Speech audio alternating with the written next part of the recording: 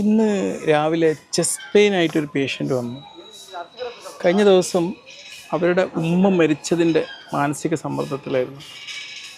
ഇന്നലെ ചില അസ്വസ്ഥതകൾ അനുഭവപ്പെട്ടിരുന്നെങ്കിലും നമ്മൾ ECG നോക്കിയപ്പോൾ അതിൽ ചെറിയൊരു വേരിയേഷൻ കണ്ടു. അപ്പോൾ തന്നെ ബ്ലഡ് ടെസ്റ്റ് ചെയ്ത് നോക്കിയപ്പം ട്രൊപ്പോണിൻ ആയി എന്ന് പറയാം. ഹൃദയാഘാതം ഉണ്ടായിക്കഴിഞ്ഞാൽ ഉടൻ തന്നെ രക്തത്തിലേക്ക് ഹൃദയത്തിൽ നിന്ന് റിലീസ് ചെയ്യുന്നൊരു ഇതാണ്, അത് പോസിറ്റീവാണ്. പെട്ടെന്ന് തന്നെ നമ്മൾ അതിനൊക്കെ ഒരു കാർഡിയോളജിസ്റ്റിനെ കാണിക്കാൻ വേണ്ടിയിട്ട് റെഫർ ചെയ്തു.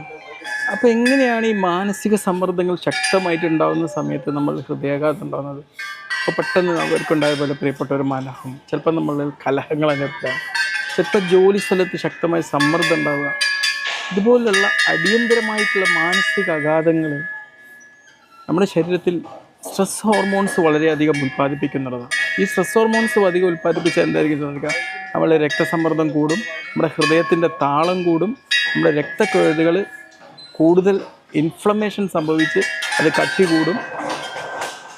അതോടൊപ്പം തന്നെ നമ്മളെ രക്തത്തിൽ ബ്ലഡിലൊക്കെ ബ്ലോക്കുകൾ പെട്ടെന്ന് രൂപപ്പെടും എന്നുള്ളതാണ്.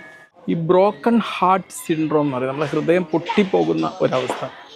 ഇങ്ങനത്തെ രോഗാവസ്ഥ പോലും ഇത്തരം ഘട്ടത്തിലുണ്ടാകുന്നതാണ്. അത് നമ്മുടെ ഹൃദയം താൽക്കാലികമായിട്ട് ഇങ്ങനെ സ്റ്റക്കായി പോകുന്ന ഒരവസ്ഥയാണ്.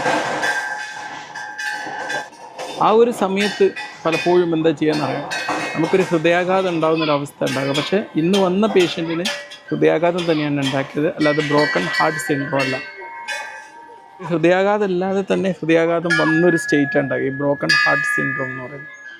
കഴിഞ്ഞ ദിവസം ആ മകനുണ്ടായ ഒരു അനുഭവം നമുക്കാർക്കും ഉണ്ടാവരുത്. എന്തെങ്കിലും സ്ട്രെസ്ഫുൾ എവൻറ്റ് ഉണ്ടാകുന്ന സാഹചര്യത്തിൽ, പ്രത്യേകിച്ച് മറ്റ് മരണങ്ങളൊക്കെ ഉണ്ടാകുന്ന സാഹചര്യത്തിൽ നമുക്ക് എന്തെങ്കിലും ഫീലിംഗ് അനുഭവപ്പെടുകയാണെങ്കിൽ നമ്മൾ തീർച്ചയായിട്ടും ഒരു ഡോക്ടറെ കാണേണ്ടതാണ്. ആ ഒരു വ്യക്തിക്ക് തന്നെ ഏതാണ്ട് ഒരു ദിവസം വൈകി എന്നുള്ളതാണ് കാരണം നമുക്കറിയാം, ടൈം ഈസ് മസിൽ എന്നാണ് പറയുന്നത്. നമ്മുടെ ഹൃദയത്തിൻ്റെ കാര്യത്തിൽ സമയമാണ് മസിൽ എന്നാണ് പറയുന്നത്. നമ്മൾ എത്രയും നേരത്തെ അവിടെ എത്തിക്കഴിഞ്ഞാൽ അതിനനുസരിച്ചുള്ള ട്രീറ്റ്മെൻറ്റ് നമുക്ക് കൊടുക്കാൻ പറ്റുന്നതാണ്. ചുരുക്കി പറഞ്ഞാൽ, ഇതുപോലെ സ്ട്രെസ് ഉണ്ടാകുന്ന സമയത്ത്, പ്രത്യേകിച്ച് ഇത് മാത്രമല്ല, എന്ത് സ്ട്രെസ്സാണെങ്കിലും, നിങ്ങൾ വീട്ടിൽ മറ്റ് കലഹങ്ങൾ ഉണ്ടാകുമ്പം, അല്ലെങ്കിൽ മറ്റെന്തെങ്കിലും ഫൈനാൻഷ്യൽ പ്രശ്നങ്ങൾ ഉണ്ടാകുന്ന സമയത്ത് നിങ്ങൾക്ക് എന്തെങ്കിലും ബുദ്ധിമുട്ടുകൾ അനുഭവപ്പെടുകയാണെങ്കിൽ പെട്ടെന്ന് തന്നെ ഡോക്ടറെ കണ്ടിട്ട് ECG ഒക്കെ എടുത്തതിനനുസരിച്ച് നിങ്ങൾക്ക് എത്തേണ്ടത്.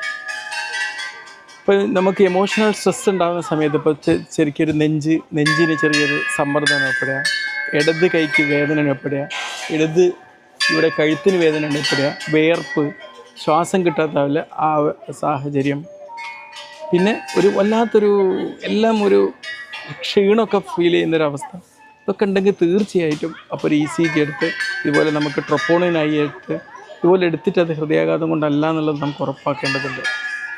ഇതുപോലെ നമുക്ക് മാനസിക സംഘർഷങ്ങൾ ഉണ്ടാകുന്ന വേളയിൽ നമ്മളെ ഹൃദയത്തെ നമുക്ക് എങ്ങനെ സംരക്ഷിക്കാൻ പറ്റും, അതിന് വേണ്ടിയിട്ടുള്ള കുറച്ച് സിമ്പിൾ സ്റ്റെപ്സ് പറഞ്ഞുതരാം. ഒന്ന്, നമ്മൾ എന്ത് ചെയ്യുക, ഒരു സ്ലോ ഡീപ്പ് ബ്രീത്ത് എടുക്കുക. നമുക്ക് ബ്രീത്ത് ഔട്ട് വളരെ സ്ലോലി ചെയ്തിട്ട് നമ്മളുടെ ഈ സമ്മർദ്ദങ്ങൾ ഉണ്ടാക്കുന്ന സിമ്പത്തറ്റിക് നെർവസ് സിസ്റ്റത്തെ സ്വസ്ഥതയുടെ പാരാസിമ്പത്തറ്റിക് എഫക്റ്റിലേക്ക് കൊണ്ടുവരാൻ അതുകൊണ്ട് സാധ്യമാകും. അപ്പോൾ നമ്മളെ ഹൃദയത്തിന് അതുകൊണ്ട് പോറലൊന്നും ഉണ്ടാവില്ല. പിന്നെ ഒരു വല്ലാത്ത ഇങ്ങനത്തെ സ്ട്രെസ്സും ക്രൈസിസും ഇങ്ങനത്തെ മരണമൊക്കെ ഉണ്ടാകുന്ന സമയത്ത് നമ്മൾ ഒറ്റയ്ക്ക് ഇരിക്കാതിരിക്കാൻ വേണ്ടി പ്രത്യേകം ശ്രദ്ധിക്കുക. മറ്റുള്ളവരുമായിട്ട് ഇടപഴകിയിട്ട് നിർണ്ണയിക്കുക. പിന്നെ ഒരു സുഹൃത്തുമായിട്ട് നിങ്ങളുടെ വിഷമങ്ങൾ നിങ്ങൾ പങ്കുവെക്കുക, അല്ലെങ്കിൽ ഒരു ഡോക്ടറോട് പങ്കുവെക്കുക. പിന്നെ ഒരു കാരണവശാലും സമ്മർദ്ദം ഉണ്ടാകുന്ന സമയത്ത് ആൽക്കഹോൾ ഉപയോഗിക്കുകയോ അല്ലെങ്കിൽ അമിതമായിട്ട് ഭക്ഷണം കഴിക്കുകയോ ചെയ്യുന്ന സാഹചര്യം ഉണ്ടാകരുത്. നമുക്ക് കാണുന്ന ഹൃദയ സംബന്ധമായിട്ടുള്ള എന്ത് ലക്ഷണങ്ങൾ കണ്ടാണെങ്കിലും അതിനെ വളരെ സീരിയസ് ആയിട്ട് കാണേണ്ടതുണ്ട്. ഒരു ഡോക്ടർ എന്ന നിലയിൽ എനിക്ക് നിങ്ങളോട് പറയാനുള്ള ഏറ്റവും വലിയൊരു മെസ്സേജ് എന്താണെന്ന് പറഞ്ഞു കഴിഞ്ഞാൽ, നമ്മളെ മനസ്സിന് എന്തെങ്കിലും ഒരു വലിയ വേദന അനുഭവപ്പെടുമ്പം, ഒരു സംഘർഷം അനുഭവപ്പെടുമ്പം ഹൃദയവും അത് കേൾക്കും എന്ന് നമ്മൾ മനസ്സിലാക്കണം. മനസ്സിനെയും ഹൃദയത്തെയും നമ്മൾ ശ്രദ്ധിക്കണം. നെഞ്ചുവേദന ആയാൽ ഒരിക്കലും അതിനെ അവഗണിക്കാൻ പാടില്ല. ആ അവഗണിച്ച് കഴിഞ്ഞാൽ അത് നിങ്ങൾ ചെയ്യുന്ന ഏറ്റവും വലിയൊരു ക്രൂരതയായിരിക്കും.